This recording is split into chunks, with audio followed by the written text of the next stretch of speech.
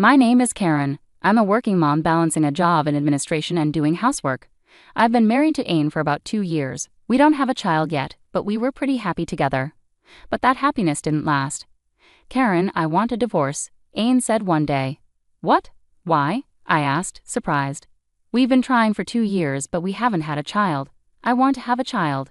If we can't do that together, then, he explained. But even if we don't have a child, being happy with just the two of us should be enough, I tried to convince him.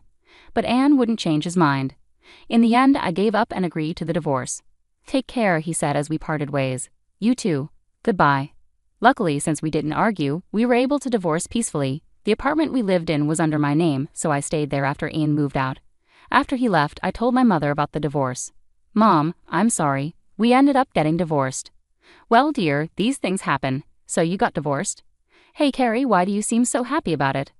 Huh? I'm not really happy, you know. Stop making weird assumptions. That's right, Karen. I know you're just after the divorce, but don't take it out on Carrie.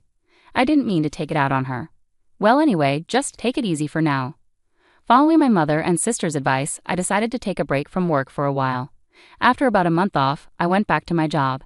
It was a bit lonely for a few months after the divorce, but I kept busy with work. However, about 3 years after the divorce, something unexpected happened.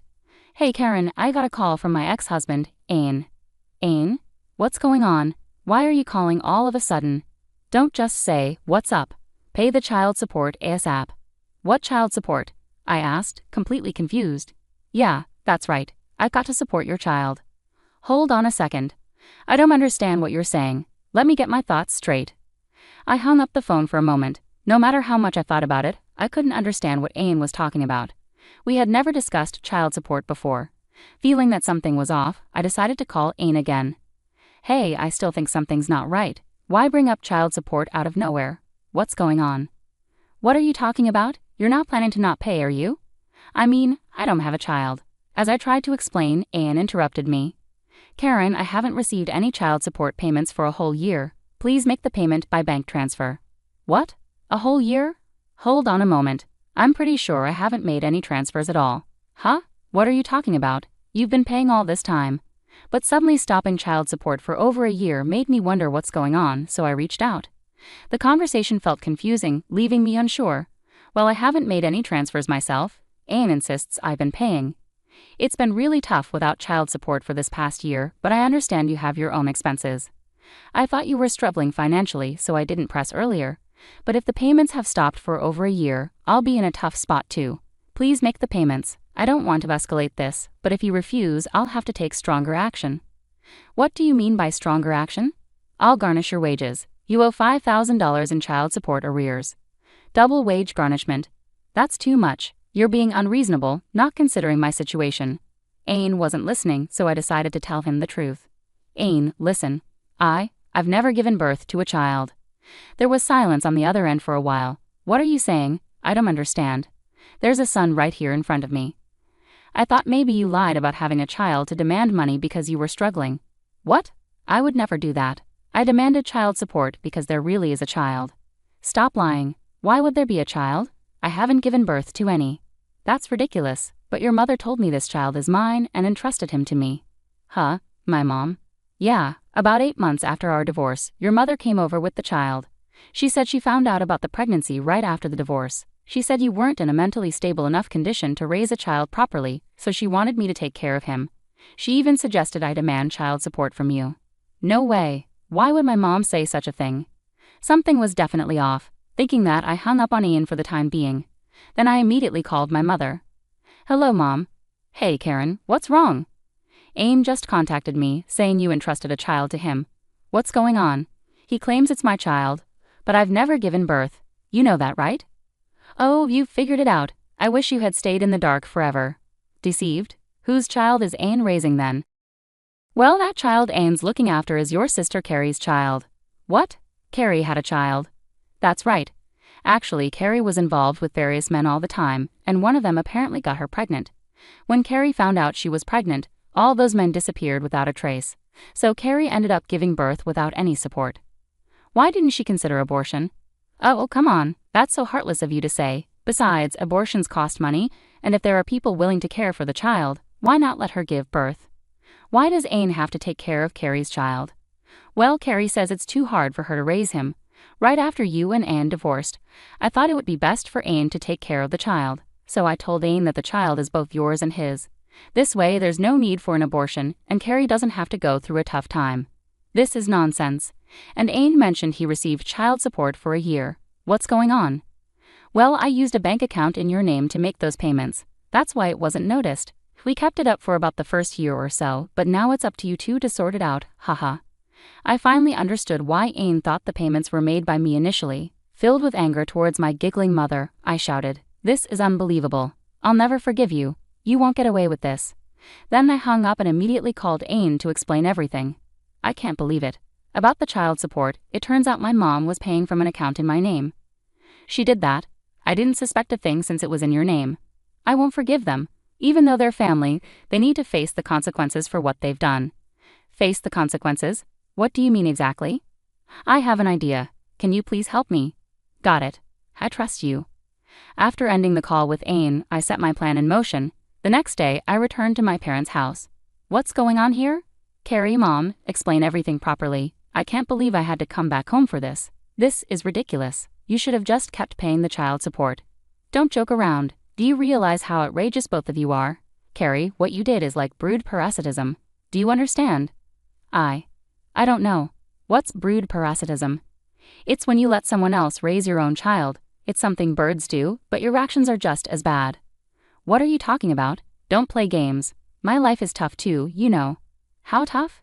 You're probably still living off Mom without a job, eating away at her savings and pension. Well, it's not a big deal. I'm the youngest and getting doted on. Seeing Carrie show absolutely no remorse, I was completely disgusted.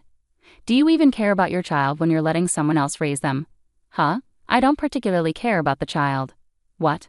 Well, you know, changing diapers and feeding milk, it's honestly a hassle. Plus, it's harder to hang out with guys when you have a kid. Disgusting. You have no right to call yourself a mother. Huh? What are you saying? That's enough. Carrie won't understand, no matter what you say. It's better to keep quiet before you cause more trouble with Anne. What do you mean? Maybe we should have you stay in a hospital for a few months. Are you threatening me? You're my mom, right? You mean nothing to me. Carrie is the most important. Fine then, we have our plan ready too. Plan? I gestured towards the door and immediately Ain entered, holding the child in his arms. Ain, you're here, and you've got the child, I said. Carrie, this is your child. I've heard everything. You two are selfish, and you plan to silence Karen, Ain accused. What? It's just a joke, right? We don't condone violence, my mother stammered. But aren't you both being unfair to Karen? Doesn't this qualify as a form of harm? Ain questioned. But if you hear the whole story, you'll understand, right? I'm jobless and broke. Since I had the baby, I couldn't take care of him myself, so I needed someone else to look after him, Carrie defended herself. So you used me and lied about the child being mine? Ain asked angrily. But taking care of the child was actually enjoyable, right? Even though you faced financial challenges and other difficulties, you got to experience the joy of raising a child, so you should appreciate that, my mother said. Enough. You two are terrible. Terrible. That's harsh. You two are the worst. You won't take responsibility for the child, yet you only want to enjoy the good parts. That's absurd. Ain wasn't usually the type to get so angry, but this time he was furious like a demon.